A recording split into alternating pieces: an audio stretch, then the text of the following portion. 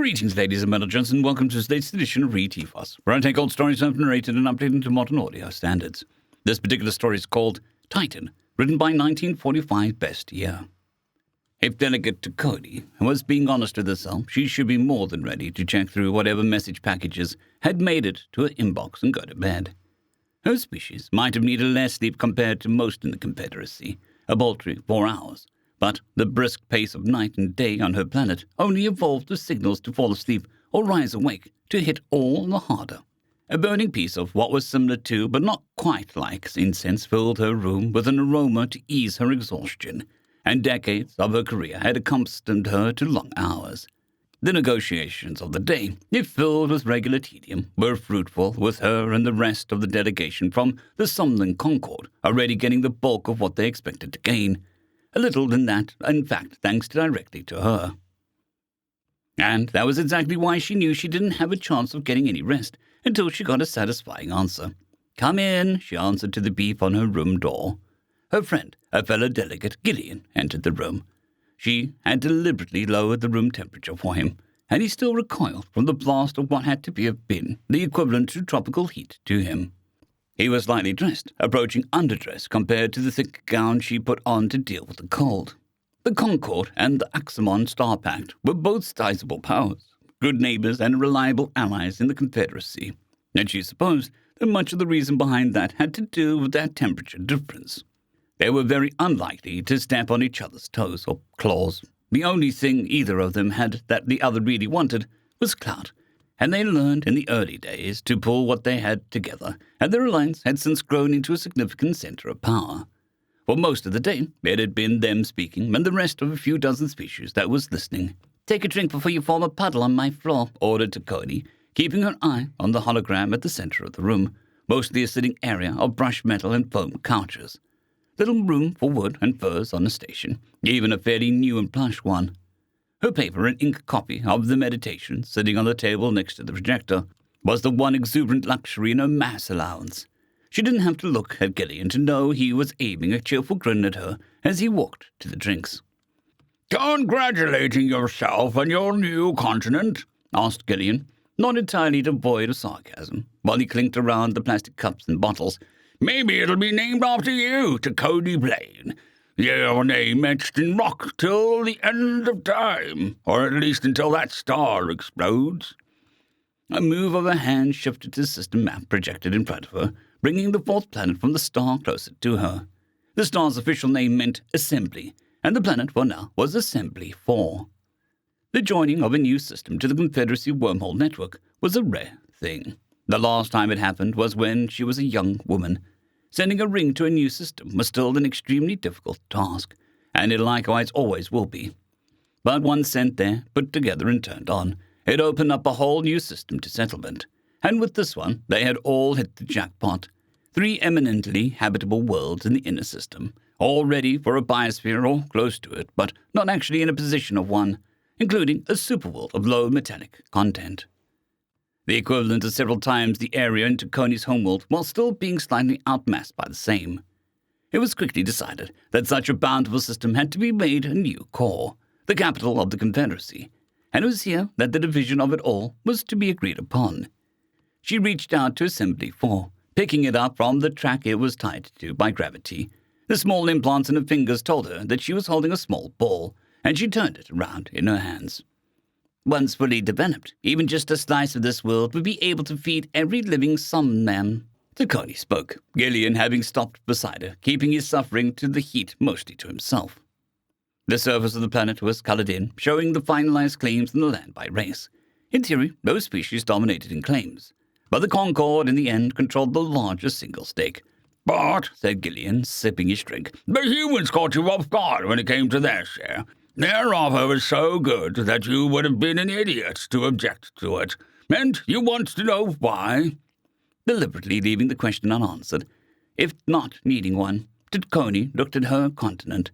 It was a large island in relation to the rest of the planet, but on her world it was easily incontinent territory. The same was true for Earth, the humans' home planet. Everyone thought that it would be going to them, and why wouldn't they?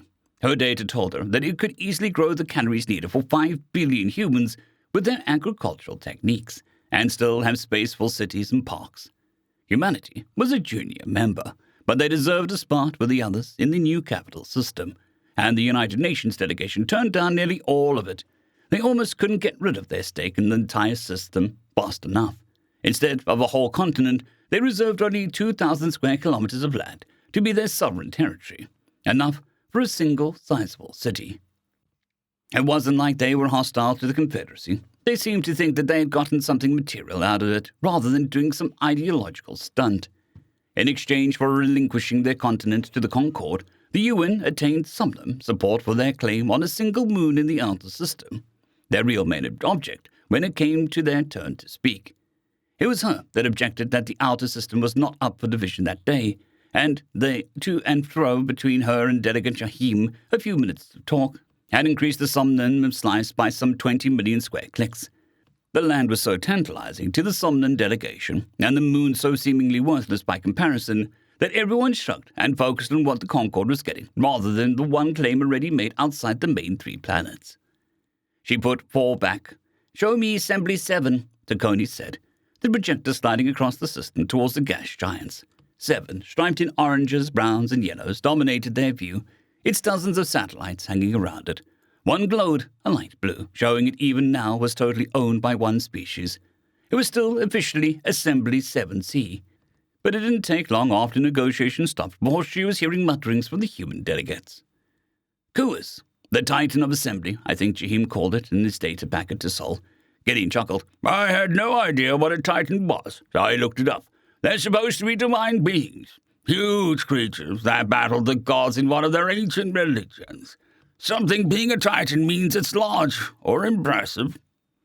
At the same scale where 4 was a ball that Coney might have thrown, 7C was just a marvel. It had a little more total area than the continent Earth gave up to secure it, but not a single centimeter of it was suitable to any form of life in the known Confederacy. Only 40% of that was even land, the rest being lakes and oceans of hydrocarbons. She and Gillian might have had different ideas than Barbie, but they both agreed that the place so cold that it rained methane was uncomfortable. Expanding it in her hand and removing the claim coloring, she studied the tortured little brown rock. "You see a man's soul when you see what he does, Ayers," Tacony said. "What have you got that makes you so interesting?" "Can't be the hydrocarbons, at least not exclusively. Even the humans have reasonable fusion technology integrated into their economy, and they can't burn a molecule of it if they don't have O2.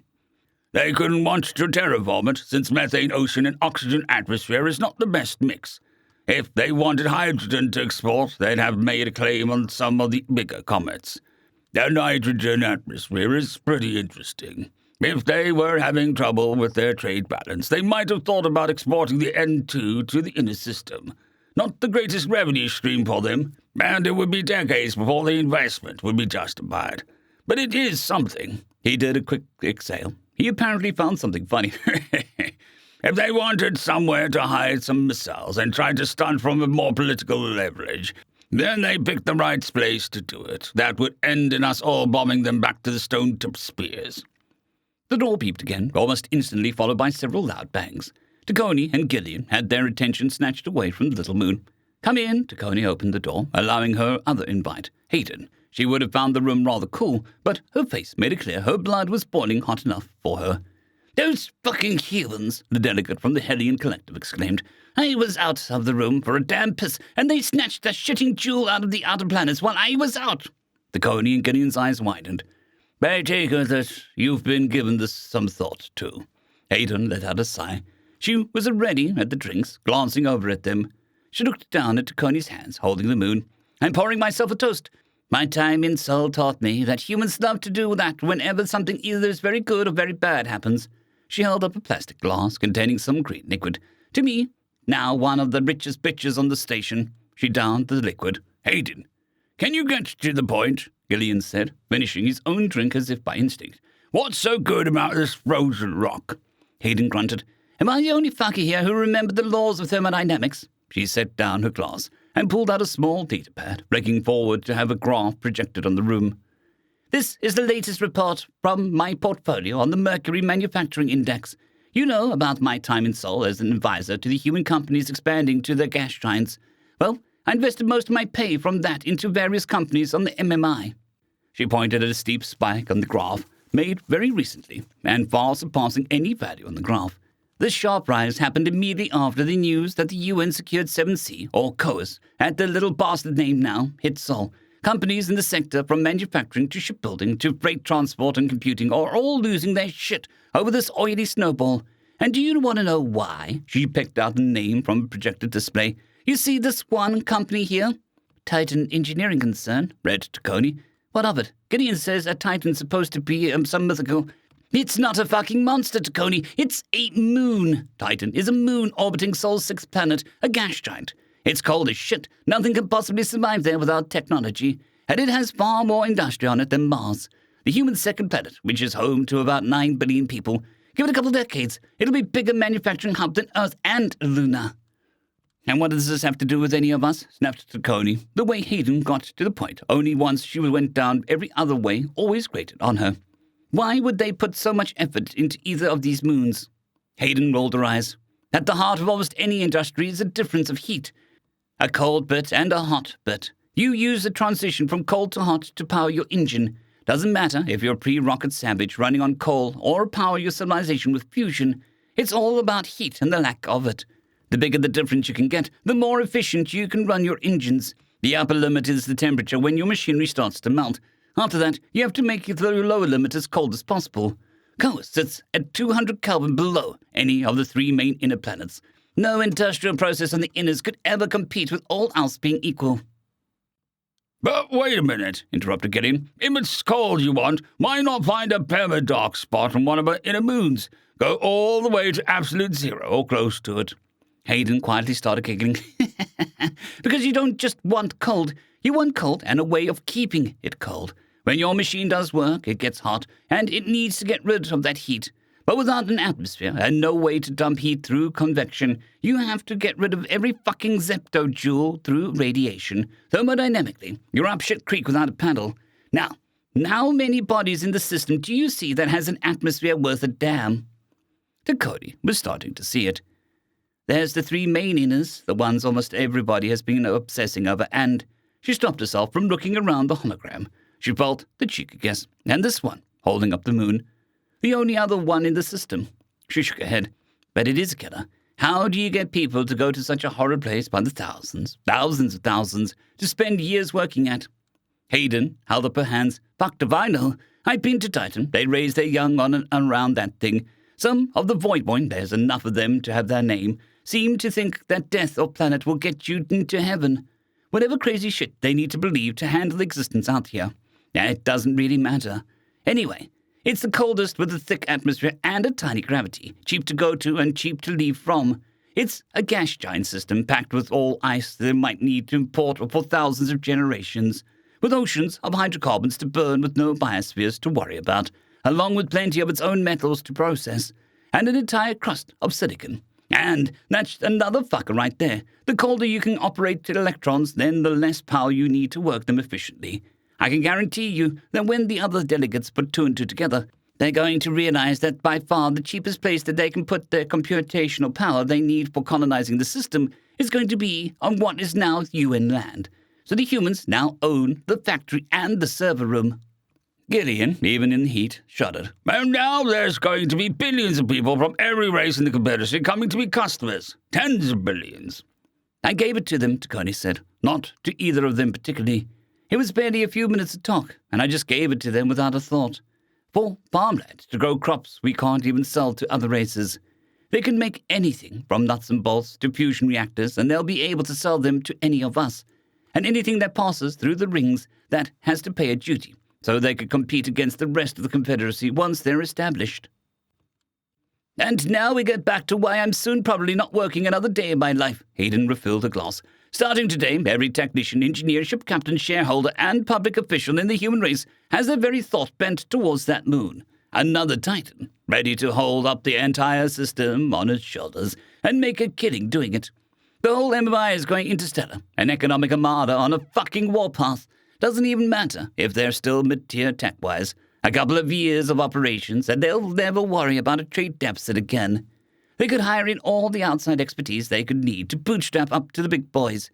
That shot up in the MMI, that's a promise of what is the new normal. She drowned a drink. Now I and every non-human at this conference are going to work out what we do after they'll get discharged from the diplomatic corps. Once the realization creeps in on what a metaphorical gold mine had just been given up to the humans. To Cody, I think I'll go back to advisory work, then invest in real estate. Humans don't fuck about with terraforming. They build giant spinning cylinders in space and call it land. No guessing how they're going to be getting coin to do that in this system. To Cody could hear the disintegration of her career in the back of her mind, but the only action translated to her muscles was to gently place the holographic moon back onto its orbital rails. The three delegates watched it hang tethered to its mighty parent, unaware of the history it was causing even now. So, that's it then. The Titan of Assembly. End of story.